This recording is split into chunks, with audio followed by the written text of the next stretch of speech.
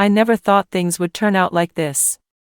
When she left, everything felt ordinary, a suitcase, light commotion, planning routes and flights. She sent me a list: when to water the plants, how to feed the cat, where the spare keys were. It all seemed simple. I didn't even hesitate. We've known each other for years, and her husband, he was always calm, reserved, almost invisible.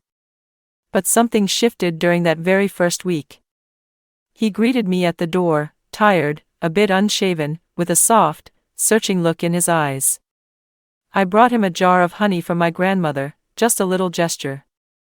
We started chatting. There was something in his voice: fatigue? Loneliness? I couldn't quite name it, but I stayed longer than I had planned. The next evening, more conversation. He offered tea. Then dinner. All of it felt accidental, but the silence between the words began to hum with a different kind of meaning. The cat curled around my legs as he told me how much he missed the calmness of home. I found myself listening with an interest I'd never had before. There was something so human about him. Soft, maybe even vulnerable. Nothing like how I used to see him. And then I started showing up even when I didn't need to. Just to check on him. Bring something tasty. Or simply, be there. We began to share the quiet. The kind of quiet that doesn't need words. When glances linger. When accidental touches somehow stay in memory. He didn't say anything he shouldn't. Neither did I. But I knew, he had started waiting for me. And I, for him. Let me take a short pause. Tell me in the comments, where are you listening from? Have you ever experienced something similar? And if you're curious to hear what happens next, don't forget to subscribe. Now, I'll continue. I never wore her robe, but one day, he called me by her name. By accident. Out of habit. We both laughed, pretending it was nothing. But there was something too real about it. Something unsettling in its familiarity. I made him dinners. Nothing flirtatious. Nothing suggestive. Just meals, warm, comforting, familiar. He helped in the kitchen, slicing vegetables like he'd done it 100 times, telling stories from his youth, from parts of his life I never knew existed. I loved listening. I loved how his face changed when he spoke of things long buried. We started watching old films. The kind with grainy frames and crackling sound. He'd fall asleep beside me, at first on the far end of the couch, then closer. I didn't move. I couldn't. There was something safe in the silence we shared. Something I hadn't felt in a long time. Sometimes, he'd look at me a bit too long. And I never asked why. One night, rain started falling. We sat on the porch, both wrapped in blankets, hot drinks warming our hands. At first, we just listened, the rhythmic tapping of raindrops on the roof. And then he said, "With you, it's calmer than with her." I didn't answer. I simply nodded. My throat felt tight. I didn't know if that was a confession, a moment of weariness, or a strange kind of tenderness. But I knew one thing: he had stopped waiting for her calls. They came less often. And I had stopped counting the days on the calendar. I never chose this role. It found me. I wasn't chasing someone else's place. But life gently nudged me closer, until everything felt too personal.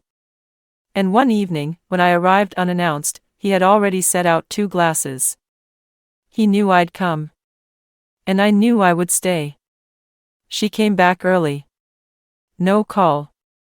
No warning. The door slammed louder than expected. Her suitcase hit the threshold with a dull thud, and the quiet life we had created cracked instantly. I had just stepped out of the shower. Wearing his shirt, oversized on me, warm, and still carrying the faint trace of his scent.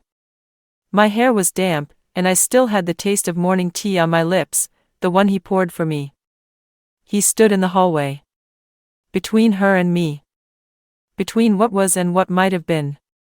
She looked different. Not like the sunlit photos she posted from her vacation. Her smile was tight.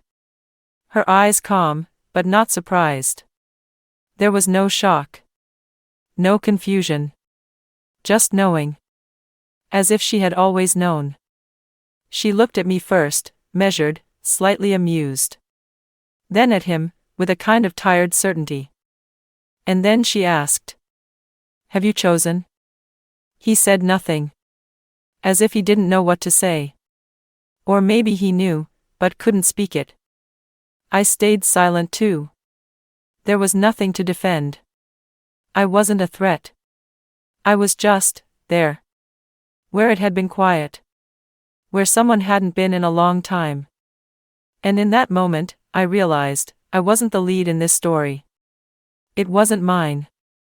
I had played her part, her gestures, her routines. But only for a while. He didn't move toward either of us. He just stood still, frozen like a scene that had lost its director. And suddenly, I felt something strange, a kind of freedom. Like my heart had returned to its rightful place. Not in someone else's life, but in my own. I took off the shirt, left it on the chair, put on my sweater, and walked out. No slammed doors. No glances back. Behind me, silence returned. The same silence we had once shared. But this time, there was no us in it. Now, everything had become real. Share your thoughts about this story in the comments. Have you ever experienced something similar in your life? It truly matters to me to hear from you. Your words are a part of this journey, and I deeply appreciate each one of you. If you'd like to hear more stories like this, subscribe and leave a like, so you won't miss what's next. Wishing you a day that feels warm, honest, and real. And so I know you stayed until the very end. Write this phrase in the comments. Sometimes what's not yours feels too close.